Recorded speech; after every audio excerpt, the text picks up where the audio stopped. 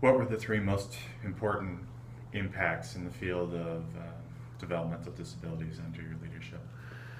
Well, I can think of really several, but if I have to name three, I think I came in to this position, and while there was a separate office of mental retardation already formed, it was at its early inception, and I think that NYSARC played a great deal of a role in shaping it and continuing to shape it, particularly at the beginning of my tenure of office. So I think having that, propose that legislatively, and then being very involved in the enactment of that is exceptionally important.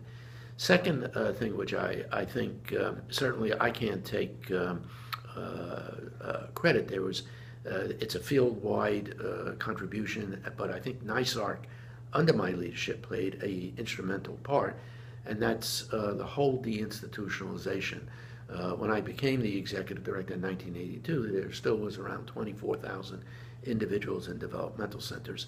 Today, there's probably 1,200, and I think our chapters, along with many other agencies, but particularly our chapters, played a huge influence in making that happen.